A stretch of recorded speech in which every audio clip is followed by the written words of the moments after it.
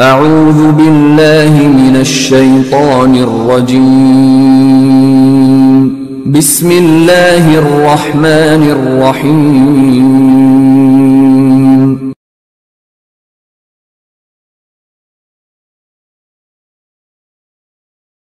Assalamu alaikum. This is Sajid Lal from Kasi Grammar Boys High School, Lahore. Hope you're all fine and doing well at home. This is chapter number 5, Heredity in Organism. Our today's topics is selective breeding in plants and animals plus chapter review. Selective breeding in plants and animals, इस topic से आपसे question पूछा जा सकता है। Explain selective breeding in plants and animals. Answer इसका आप यहाँ से स्टार्ट करेंगे। For thousand of years human have been selectively breeding farm animals and food crops. कहता है हज़ारों सालों से जो इंसान है फूड के लिए एनिमल्स की ब्रीडिंग और फूड हासिल करने के लिए क्रॉप्स की ब्रीडिंग जो है वो करवाते आ रहे हैं। Selective breeding is also called as artificial selection. Selective breeding को कहता है आर्टिफिशियल सिलेक्शन भी कहा जाता है, जिसमें हम अपनी मर्ज़ी के प्लांट जो है वो उनको सिलेक्ट करते हैं और उनकी जो है वो ब्रीडिंग करवाते हैं, उनका क्रॉस करवाते हैं और उससे एक नई वैरायटी डेवलप करवाते हैं जिसमें उन दोनों प्लांट्स की कैरेक्टरिस्टिक्स मौजूद होंगी जो हमने लिए हैं। Selective breeding has produce many vegetables from one common ancestor.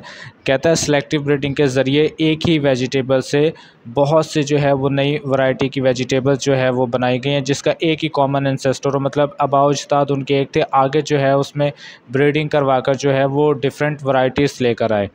Similarly humans artificially select the most productive animals and plant to breed from. कहता है इसी तरह से इंसान जो है सबसे ज़्यादा जो खुराक हमें प्रोवाइड करे animals in the form of meat, in the form of milk, और इसी तरह से जो प्लांट है जो ज़्यादा यील्ड दे, ज़्यादा हमें फूड दे, उसको जो है हम सेलेक्ट करते हैं for breeding purpose. For example sheep are reared for their meat and wool. कहता है जिस तरह से हम जानते हैं शीप जो है वो वूल के लिए और उसके अलावा जो है मीट के लिए फेमस होते हैं। Suppose a farmer wants big meaty sheep with thick woolly coats. कहता है फ़र्ज़ करें कि एक फार्मर जो है वो चाहता है कि उसके पास ऐसी शीप हो जिसमें बहुत ज़्यादा गोश्त हो और उसकी जो खाल है, वूल है, वो भी अच्छी होनी चाहिए। So they breed big meat sheep with sheep that have thick woolly coats together. तो कहता है आपके पास वो ऐसी शीप को ब्रीड करवाना चाहेगा जिसमें बहुत ज़्यादा जो है गोश्त, और दूसरी वो शीप ऐसी लेगा जिसका जो वूल है उसमें थिक हो, मतलब जो ऊन होता है डिफरेंट पर्पस के लिए जो है वो इस्तेमाल होता है टेक्सटाइल इंडस्ट्री में, ब्लैंकेट वगैरह बनाने के लिए। तो कहता है वो चाहता है कि ये दोनों चीज़ें जो है मतलब बहुत ज़्यादा मीट और थिक वूली कोट जो है वो एक ही शीप में चाहता है। इसके लिए क्या करेगा वो, then their best offspring are chosen. तो उनके जो बेस्ट ऑफ स्प्रिंग है, मतलब हेल्दी जो ऑफ स्प्रिंग हो गए, उनको चूज़ किया जाएगा और इन दोनों को जो है वो ब्रीड करवाया जाएगा। And bred again the farmer keeps doing this to get a big woolly sheep. कहता है ये फार्मर इसलिए ये करता रहेगा ताकि उसे एक ऐसी शिप हासिल हो जाए जो बड़ी भी हो गोश्त के लिहाज से, ताकि उसमें ज़्यादा गोश्त हासिल हो सके और वूल भी उससे ज़्यादा हासिल हो सके। यहाँ पर मैंने एक एग्ज़ाम्पल दी है, आप देख सकते हैं दो वैराइटीज़ आपको नज़र आ रही हैं, एक रेड काऊ है और दूसरी जो है वो प्योर वाइट काऊ है।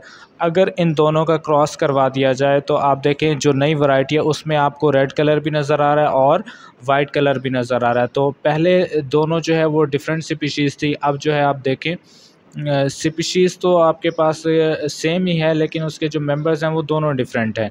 एक रेड इन कलर है और एक जो है वाइट इन कलर है, और जो बनने वाला आपके पास मेंबर है उसमें वो दोनों जो है उसकी करैक्टरिस्टिक्स पाई जा रही हैं, दोनों मेंबर्स की, रेड कलर भी और वाइट कलर भी। और इसी तरह से जो है प्लांट्स और एनिमल्स में भी दो एनिमल्स इस्तेमाल किए जाते हैं। अगर दूसरे एनिमल्स की बात करें, अगर प्लांट की बात करें तो उसमें भी दो प्लांट इस्तेमाल किए जाते हैं, और जो बनने वाली चीज़ होगी उसमें फिर उन दोनों की करैक्टरिस्टिक्स पाई जाती हैं। उसके बाद हमारा जो आज का टॉपिक है की टर्म्स, हेरिडिटी जो है हमने ये पढ़ा हुआ है टॉपिक, और इसकी डेफिनेशन आप पेज नंबर 65 पर देख सकते हैं। इसी तरह से हेट्रोजाइगस है, ये टॉपिक भी हमने प्रीवियस लेक्चर में जो है वो डिस्कस किया था, पेज नंबर 69 पर मौजूद है। डोमिनेंट कैरेक्टर्स और रिसेसिव कैरेक्टर्स अगर आपको याद हो हमने पढ़ा था। ये भी पेज नंबर 69 पर मौजूद है। इसी तरह से होमोजाइगस हेट्रोजाइगस के साथ मौजूद है पेज नंबर 69 पर। अलील जो है होमोजाइगस पेज नंबर 69 पर मौजूद है। इसके अलावा अलील जो है पेज नंबर 69 पर मौजूद है। इसकी definition recessive character dominant character के साथ मौजूद है पेज नंबर 69 पर। और जीन्स की जो डेफिनेशन है और जो हमने पढ़ा था पेज नंबर 65 पर मौजूद है, ये आप देख सकते हैं। इसके अलावा जो गैमीट्स हैं पेज नंबर 72 पर इसकी डेफिनेशन मौजूद है।